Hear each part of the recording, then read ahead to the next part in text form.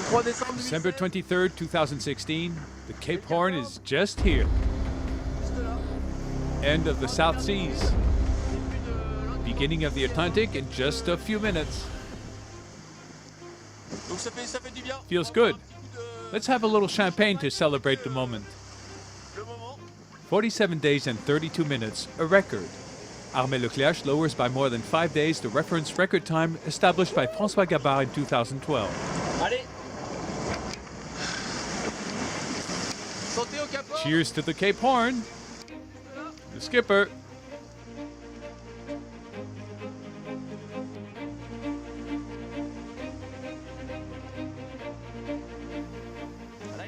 There, it's at good temperature. It's nice and cool. So let's cheer to the boat, to the Cape Horn. Thank you for letting us through the South Seas. Beginning of the 8th week of the race. 50 days have gone by since Les Sables d'Olonne. 29 were at the start. There are only 19 left. Spread over 14,000 kilometers from the Indian Ocean to the biggest ocean in the world, the Pacific. From Cape Horn to Cape Lewin.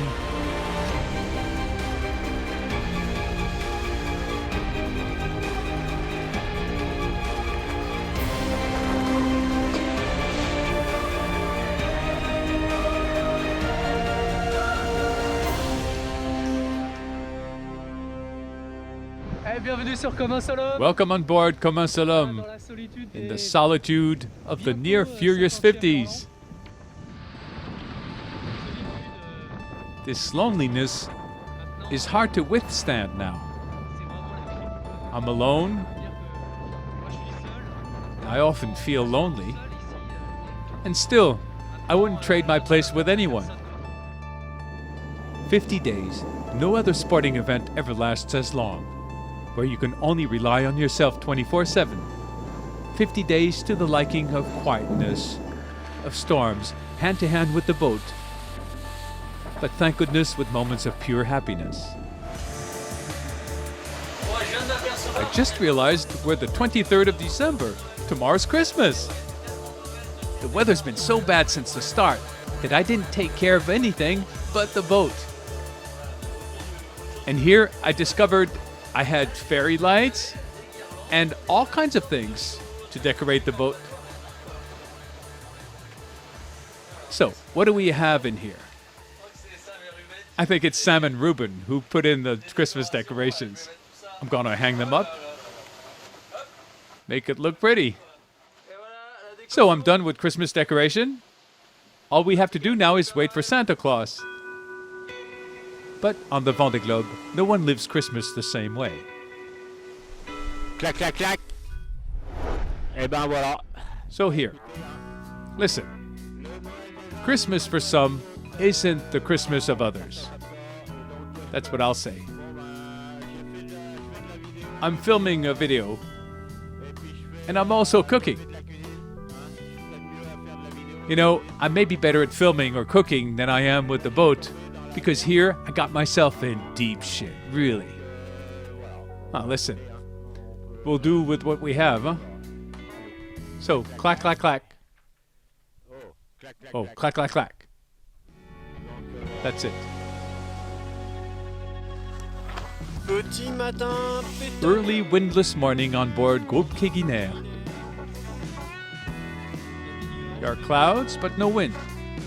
You hear the sails in the rear flapping. Je vous embrasse tous, je vous souhaite tous. Send you big kisses, wishing you all a Merry Christmas. And I hope I'll catch some wind soon. Wind. Wind, yes. But too much wind? No. Noël dans l'Indien. Christmas in the Indian Ocean, 40 knots. 3 reefs, J3. Boat is at 20 knots. Hitting hard. Très peu de ballast. Very little ballast, so the boat heels a lot. It's very impressive. But I don't think it's too strainful for the boat. Well, that's good.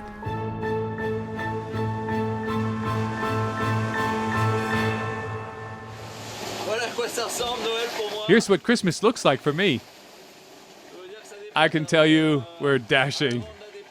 We're ahead of the depression with 45 knots. Gotta wait a few hours. It should calm down. And I think I'll celebrate Christmas tomorrow.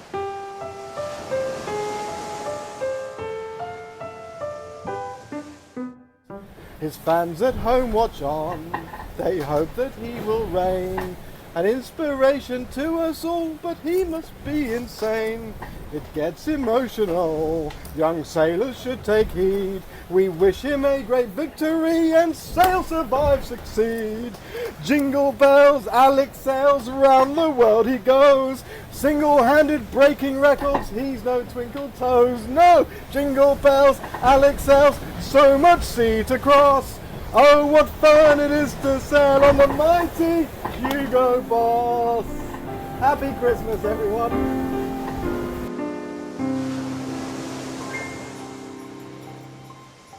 Merry Christmas, ladies and gentlemen, boys and girls, fish and chips. A great classic of the Vendee Globe, the competitors' Christmas through the eclecticism of the images they transfer. Merry Christmas to all! Happy holidays, enjoy the end of the year. Cheers! The good news is that in 2016, ridicule didn't kill anyone. Merry Christmas! Here are all my traveling companions for this world around, on top of you all, of course. So here, not easy to handle this menagerie, because they don't behave. Anyway, here are my 10 teddies. Merry Christmas to all. And hey, classy Dallas. Merry joyous Christmas to all. Hope you all get spoiled as I was.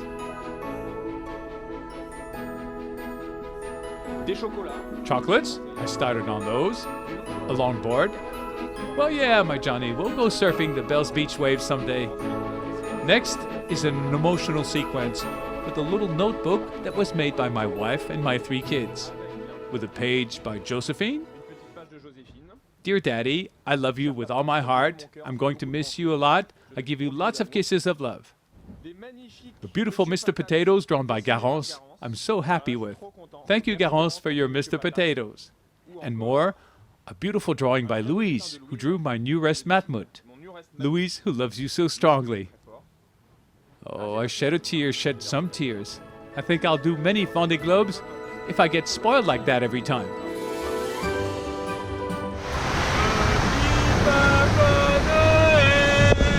Quand tu descendras du ciel avec des jouets par milliers, n'oublie pas.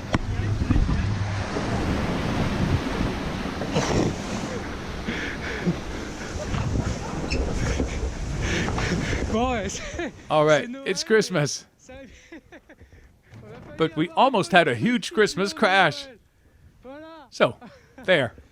It's cool. A Christmas truce with Alan and his super boat. And we're extremely happy to spend Christmas together. We have a depression straight ahead, which forces us to slow down. So, why not live up the Christmas miracle by 50 degrees south off Tasmania? Big kiss to all. Want to say a little word? You're all great. 1,000 thanks to all. But the nicest possible Christmas present is Alex Thompson's, who crossed on December 25th at Cape Horn at full speed while making up half of his delay on Armel-Leclerc. Well, here's the famous Cape Horn. Woohoo! Well, that was Cape Horn at 30 knots. They're quite difficult to film and be outside, as you can see. That's just a fleeting glimpse of it. I got a good look through some windows. But like I say, great to be here. Great to be here so quickly. Shame I'm not here in first place, but full credit to Armel for that. He's done a great job. And I've got to try my hardest to try and catch him up now. Jérémy Bayou passes the tip of South America 2 days, 2 hours, and 2 minutes after Thompson. He too hopes for redistribution of cards after the horn. I believe the race will take on its normal course. I'll look ahead and figure where I stand against the two in the lead. Against Alex, the trajectories they took, the ones I'll choose to take. I think the game will open up again. It'll become another race, a new race altogether. Sailing up the Atlantic South looks like it's going to be tactical. The Breton chap is negotiating delicate passages stuck between the Antarctic exclusion zone and treacherous high-pressure bubbles. The Welsh eagerly are waiting, caught on almost 700 miles in less than 6 days, and Armel Lecléache watches his lead melt down hour after hour. Nothing is yet said in this 8th Vendee Globe. He just had one jibe to do since the Cape Horn, and he's been going straight ever since. I've had to beat, to downwind, do several jibes. It's sure that these 800 miles quickly came down to not much. And it should still reduce in the next hours, but we'll figure it all out in the next days. See if he also didn't have to slow down in the high-pressure area and figure what the gaps are like then. I'm not going to give in anyway. It's Figaro mode. We're going to fight hard. A passionate mano-a-mano followed by Yann Elies and Jean Le Cam within VHF reach. A tasty dialogue in the Pacific South. Did you see how Thompson caught up on Armel? Armel must be really pissed off. Yeah, he must feel terrible. I wouldn't like that. Lead and then watch the other one coming back at full blast? Oh no, makes my eyes sore. C'est clair, parce que moi je le voyais royal au bar. Oh, for sure, I imagine him well off, our friend Armel. I saw him 800 miles ahead. Check, that was it. It's going so fast. It scares the crap out of me. All right, Yann, have a nice afternoon on the beach. Right, cool beer on the terrace. Call you tonight for the aperitif. Yeah, let's do that. Bye now.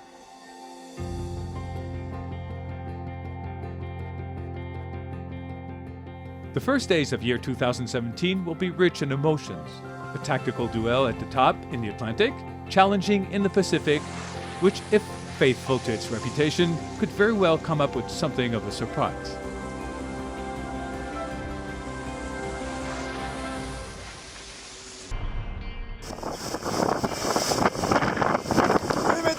Ladies and gentlemen, it is indeed the Cape Horn you can see here in the back. Look at this little rock I've been aiming at for a whole month now. It's a great relief. Now we can go home. Fifth passage for Jean-Pierre. Let's celebrate properly. The champagne's been cooling off for a month now. It may be a little wet, but hey.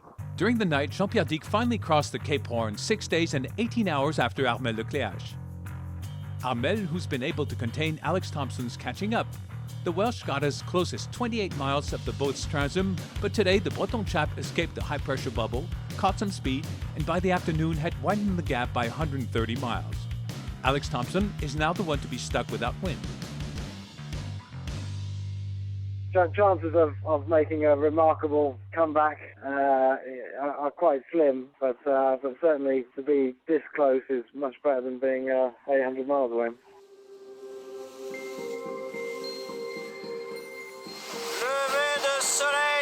Sunrise by 58 degrees south. I think I had never been so far down south. It's freezing. Freezing cold. Water's at 3 degrees. It looks like the sun, like the sky, is bleeding. But I can tell you, it's really frozen. Jean is 4 miles 5 ahead of me. I'm going to try to show him to you. It may only be a dot on the horizon, but the Inferno and inseparable duet, Le Cam Elies, obviously well in shape, will cross the Cape Horn in the early evening. They hope to put some extra pressure on Jean-Pierre Dick while sailing up the Atlantic.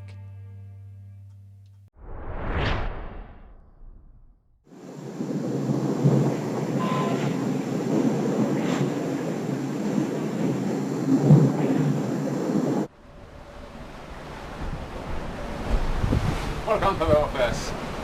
Well, on board the Bates Ocean, we're in the middle of the Indian Ocean, or the middle of Australia. Australia this way.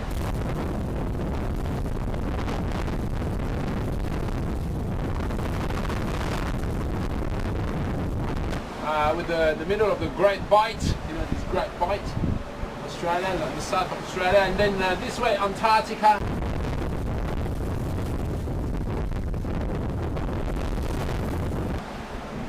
That way, New Zealand. This way, Edeg.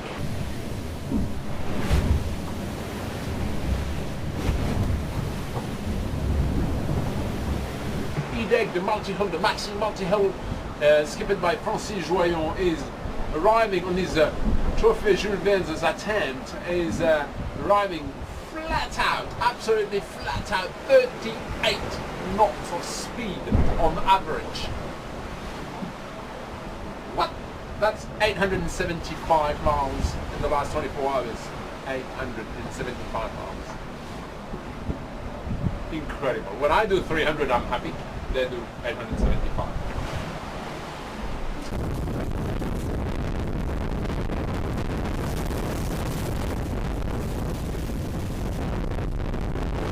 Well. Anyway, all good on board. We are just assessing the situation for a pit stop in New Zealand.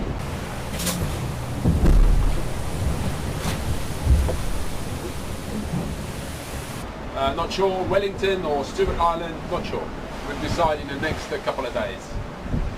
Enjoy the party tomorrow night, and I'll see you in the new year. Cheers.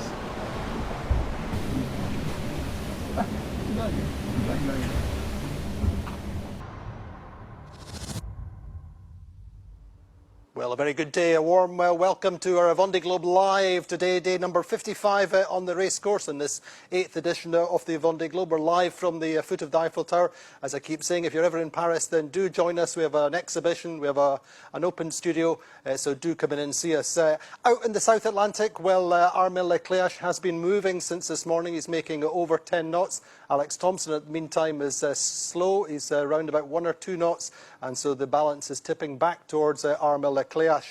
Meantime, Jean-Pierre Dick came round Cape Horn this morning, his 5th time racing. He came round at 6 o'clock in the morning, 6:34 to be precise, and he's in good shape. He's done 3 Vendee Globes now round Cape Horn and 2 Barcelona World races. Meantime, Stéphane Le Deraison got into Melbourne, and Enda O'Coinian, the Irish skipper, is into Stewart Island, where he intends to make his repairs.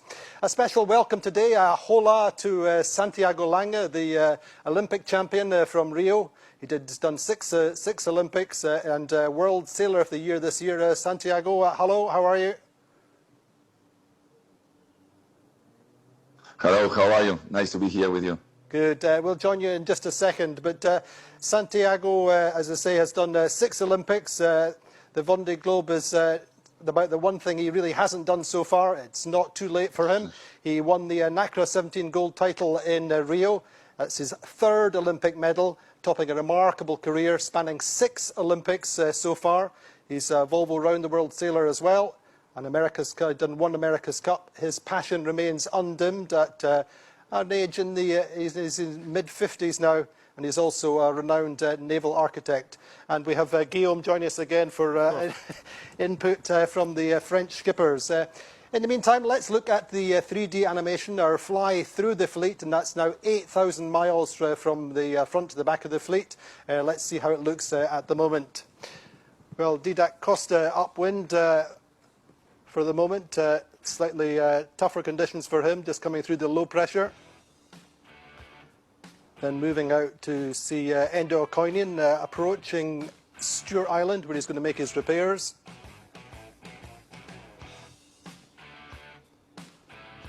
Rich Wilson moving slightly to the north of that group, just with the low pressure coming to him, just to be super safe. Eric Bellion leading the group, ahead of Arnaud Boissier and Alan Rura. Conrad Coleman in lighter conditions, still chasing his Barcelona World Race co-skipper. And Louis Burton, slightly slower just now, but a very, very solid race so far. getting into lighter conditions. Yann Elies and Jean Le Cam 13 miles apart and 144 miles behind Jean-Pierre Dick. This is who just gone round Cape Horn this morning. Jeremy Biou making 14 knots this morning, east of the Falklands, and in this battle the balance tipping back to Armel Lecléache just now, getting out of the worst of the high pressure system and into some breeze just now, but that really is going to be interesting to watch over the coming days. Santi Lang, tell us, you're on holiday just now in Uruguay. Yes, I mean, really enjoyed. It was a non-stop journey after the games, and so I'm now very happy here in holidays. I mean, what's it been like since the games? I mean, you were the story of the Olympic Games.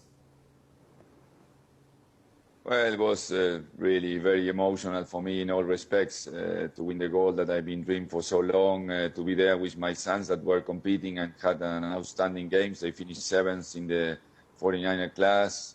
My brothers, my family were there, my mother, and you know, the whole games were incredible, and we did a very rush comeback from the season that 2015 I had this illness, and then we had a lot to catch up, so we worked really, really hard. So that makes the success more important to me and to Ceci.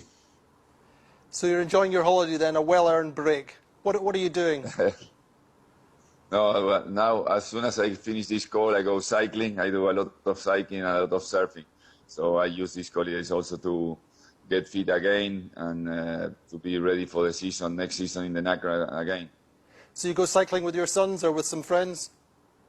Yes, my sons and some sailors that are here. So we have a good peloton of 10 people and we go cycling every morning, so it's pretty cool. And you're still pretty fit then? No, I must say that as soon as I came back training, I realized the power of the mind. No, I was so enthusiastic and you know, dreaming to be prepared for the Olympics that I didn't realize how bad my physical condition was. And now that I am doing it without that pressure, it's getting very hard for me, but it's good. How much of your success then do you put down to the strength of your character and the experience in your mind? I think most of it. All that together with a creative way of planning and an excellent team. You know, we have Dani Espina that been working with me, is our yoga teacher since '93. Ceci that did an outstanding job, and Cole and Mateo, our coaches in the water, that also everyone in the team did a really great job, and that's the only way we could do it. And what do you think of this Vendee Globe? Do you know much about the race? Have you followed it before, or is this your first interaction? No, I've been following it close. All what the French people do offshore is of my full respect, from the rules of the boats to the way they handle the race. And the Vendee Globe for me is the only race that I cannot do as a sailor. You know, I done the Cup, as you said, twice, and I did the Olympics and parts of the Ball Ocean race. But the Vendee Globe is something that I feel like I am not good enough as a sailor to do it, and I really, really admire the sailors. I think the format is great because it's less expensive, so we can compete, and then it's also I think the true spirit of winning. You know, you don't necessarily need to win to be a winner in that race. You know, we see all these sailors that are pushing really hard to do a good performance for themselves, and then you have in the front packs Alex and Armel doing a really big fight, and with Jean-Pierre Dick also. So it has all the condiments to be a perfect race. I really love it. How would you feel about racing solo? Is that something you've ever done or ever considered? Would you be happy on your own out in the ocean? I would love to be capable of, as I said, it's not that I am afraid of being alone in the sea. I don't care about that, but I I see my limitations in how these sailors are so good in repairing things and solving problems away from the actually sailing, you know.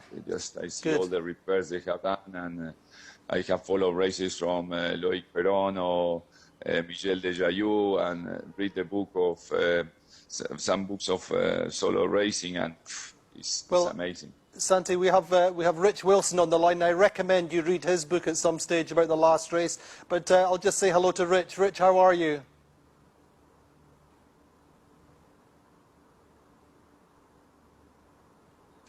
Well, Andy, I'm doing fine for now, but we have a big storm coming up, so maybe not so fine in a day or so. Just tell us what is the weather prognosis just now?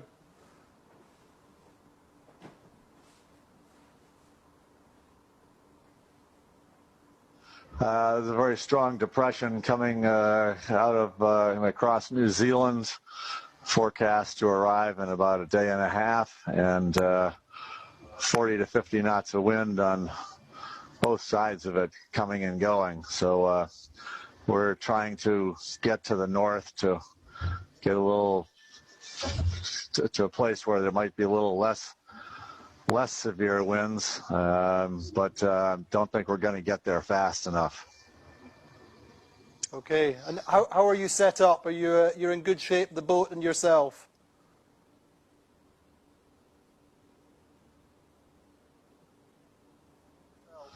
Well, I think the boat's in good shape. Right now we have fractional Gennaker on the staysail and the mainsail, 2 reefs in the mainsail. And we'll be taking that fractional Gennaker down and putting that away. And we've got the storm jib ready to go on deck, and probably go to at least the 3rd reef, if not the 4th reef, for this.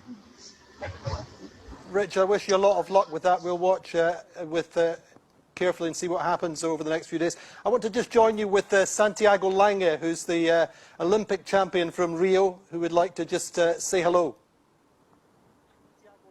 Is the Olympic champion from Rio, who would like to just say hello. Yes, well, hello, Santiago, and congratulations to you. Hello, Rich. It's a really honor and pleasure to be talking to you. I really admire what you are doing, and so fight against that storm that you are heading in a day and a half really, really strong. And remember, one hand for you and the other one for the boat, no? Really strong. And remember, one hand for you and the other one for the boat. I think it's yes, it's 2 hands for the boat and 2 hands for yourself.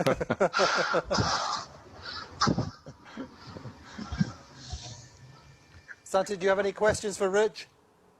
Yeah, Rich, how are you living the experience? How are you doing? How far you think the finish line is from where you are now, and how are you looking for the Southern Ocean?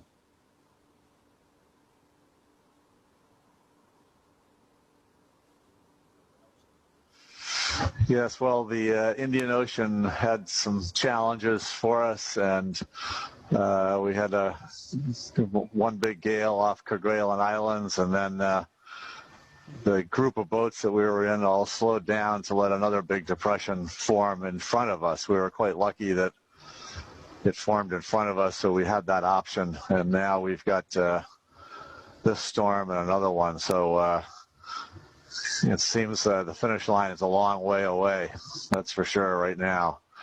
And it would be nice to have a couple of days where we could just have a nice, peaceful sail, I think. But it's quite challenging, and we've got a long way to go to Cape Horn, and then that's really the big milestone, because then you get turned north and starts to get warmer and you're near land, and that's nice because you get out in the middle of the Pacific, there's nothing out there, you're really alone.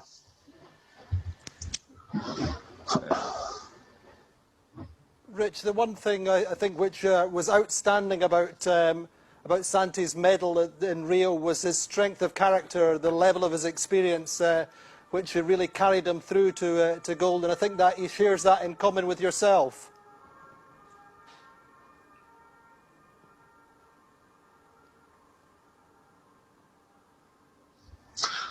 Well, that's kind of you to say, Andy. I think obviously an Olympic medal is competing at the very highest level in sailing and as well. Excuse me. The skill and expertise that he has to sail that NACRA is just fabulous. Great. Anyway, Rich, we'll leave you just now. Stay safe, and we'll speak in a few days. Thank you very much, Rich Wilson.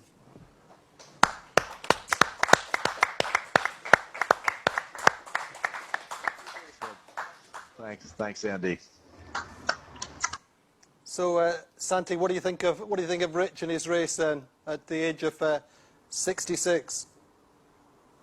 You know, I really admire those solo sailors. No, as he said, he's now going to go all south in the Pacific alone, and which lands so far away. And those boats are big and powerful. You know, it's not not easy to sail those boats at all. So it's really amazing what he's doing. But I say he shares the same attitude to age. I think that we all do. I hope that it's really just a number, and Rich is exactly the same as yourself. It's about getting out there and doing it, isn't it?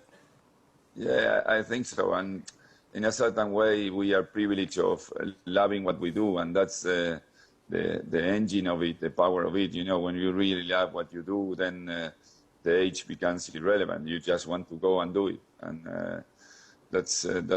I feel it as a big privilege. So you're carrying on into the foiling NACRA, are you? Yes.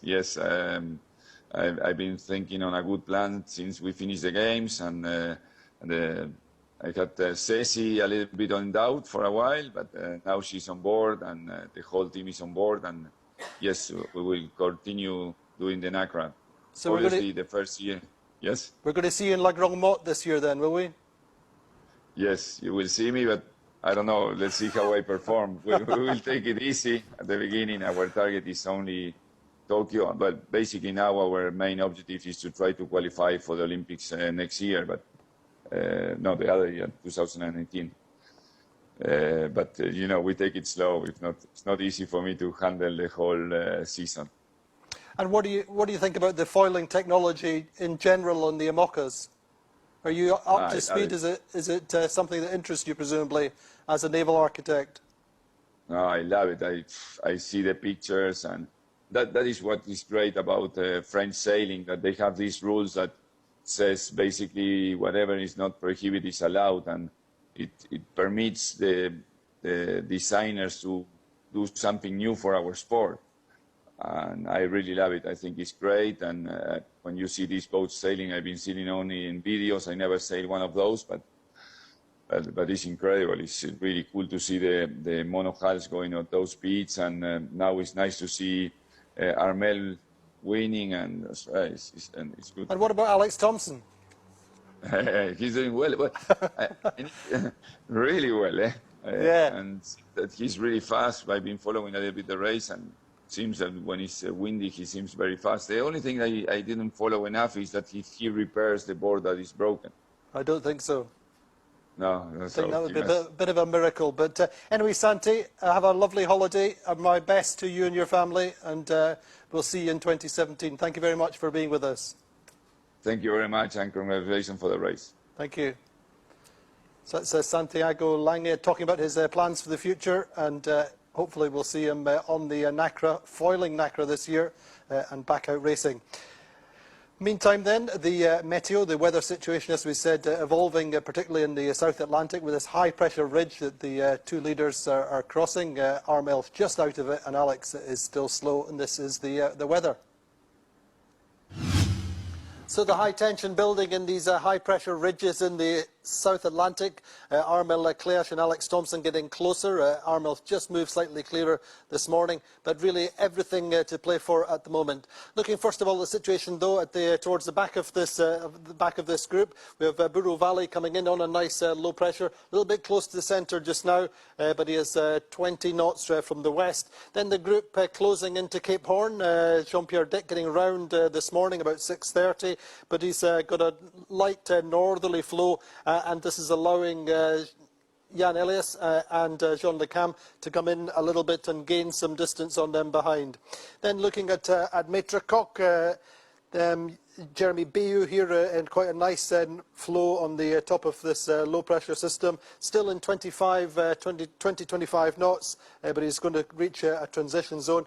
And now moving up to the Hugo Boss and Armel Leclerc battle in the high pressure system. Then at the moment Armel has just hit the light northerly breezes and was moving this morning, just getting out of this high pressure system, and Alex still very slow, pretty much towards the centre. If we look then towards the provision, the situation tomorrow, then we see that what's happening is these two high pressures meld into one system, and that is very, very difficult to model and predict. But what we are seeing is that Alex may just catch the inside, the first of the breeze here, and Armel having to tack across and perhaps cover, and the distance is closing tomorrow. Then looking at the second group, first of all, looking at this group on the top of this low pressure system, quite strong winds for them, 30 odd knots in this other low pressure system up here. Conrad Coleman in the back of the high pressure system, quite light conditions for him, and also the same for Spirit of Hungary. Looking again at the second group, just in a little bit more detail on the next map, we can see that the 5 on the next map, sorry, yes, the 5 here, they're just in quite strong winds on the top of this low. Rich Wilson taking avoiding action, coming up a little bit further to the north. Endar Coinin just coming into Stewart Island today, and into the anchorage. And then finally on this low pressure system at the back, then quite good conditions just now on the back of the low pressure system. Southerly, southwesterly winds for No Way Back for Techno First Ocean and Fami Etamine Dulis, that's Roman Atanasio, and Didac Costa, just towards the centre of the low, and in lighter winds for the moment. But that is our weather situation today. So just looking there at the back of the fleet, good to see Peter Harima underway and in a much more stable situation after his pilot problems.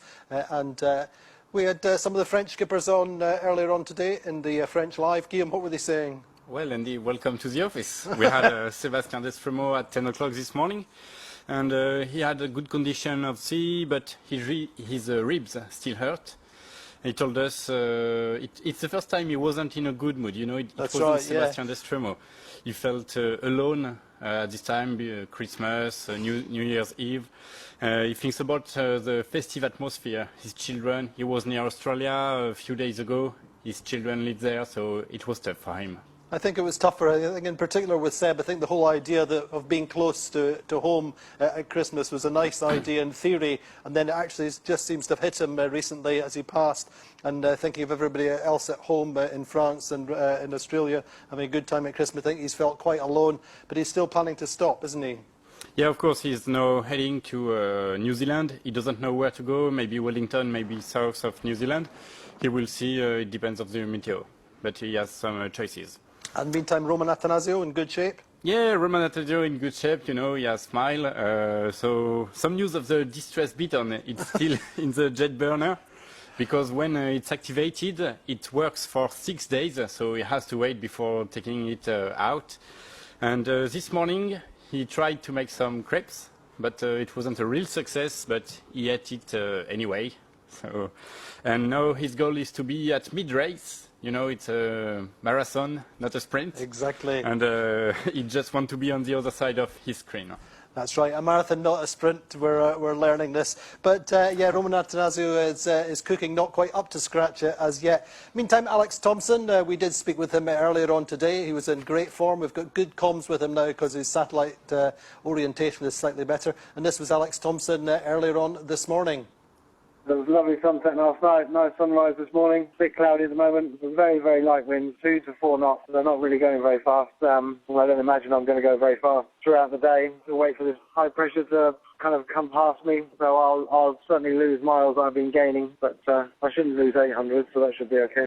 Yeah, luck of the draw really, and we got quite close, but always Armel was in front, and always Armel was going to get to the other side of this pressure before me, so he will extend away from me now. So But, you know, it means that I'm definitely going to be closer than I was, and it definitely gives me some hope and, you know, chance to be in contention. It's going to be, for both of us, we're going to have a bit of reaching after this pressure, high pressure, and then there's going to be upwind until we start going north again, and then we'll see what happens then. He will always be in more wind and more free breeze, so he should be going faster. But, you know, we'll have to wait and see where I am when we get to the doldrums. Obviously, the target is to try and be in contention at some point, you know, up the Atlantic, in chance, you know, and close enough to be able to have a shot at the title coming into the finish. But, you know, that's a long way away, and that's not just down to me. That's going to have to have a bit of luck with the weather, and we'll see. So chances of making a remarkable comeback are quite slim, but certainly to be this close is much better than being 800 miles away. You just need a little bit more wind and flatter seas, and we'll be off like a robber's dog. Indeed, he says a little bit of wind, he'll be off like a robber's dog. That is Alex Thompson this morning, around about 100 miles behind, but he should possibly make a few miles back again tomorrow. In the meantime, Conrad Coleman reported that he's been up his mast. He lost his Solent yesterday. He thought he was out of the woods as far as the big low pressure behind him was concerned, but he got slammed by a 50-knot gust and lost his Solent and had to climb to the top of the mast to retrieve the remnants of that sail. And that's been pretty hard work for Conrad. And meantime, Jean-Pierre Dick was round Cape Horn this morning. It's his 5th time, but it loses none of its magic, even if it was just a little bit in the twilight of the early morning for him. And this was Jean-Pierre Dick this morning. Oui, mesdames et messieurs, c'est bien le Cap Horn que vous avez derrière vous. Vous voyez ce petit caillou là que je vise depuis un mois. Enfin la délivrance, on retourne à la maison. 5e passage pour JP. Ça surfe, on va fêter ça. Première culture de champagne depuis un an. Avec la poupoule. Ça peut être un peu mouillé, c'est bon. Allez. So Cape Horn lost none of its magic for JP, and we'll watch his race. He's just got Jean Le Cam and Yann Elies just catching very slightly, but we'll see how that goes over the next few days. Meantime, we have Stéphane Le Deraison going into Melbourne, and I think he got in there under his jury rig. We had diesel delivered to him by a cargo ship a few days ago, so great situation for him. Long trip for him, over 1,100 miles northwards since he lost his mast. And we finish with Fabrice Amadeo. Fabrice, how is he? Always smiling, you know, just enjoy the adventure. And he was at the Anti-Media. Anti-Meridian, that's right. Yeah, the opposite point from here. That's right, so he just feels like he's coming home now. And this was Fabrice Amadeo. We're just going to join you again tomorrow for the Vendee Globe Live. Let's close with the images from Fabrice Amadeo.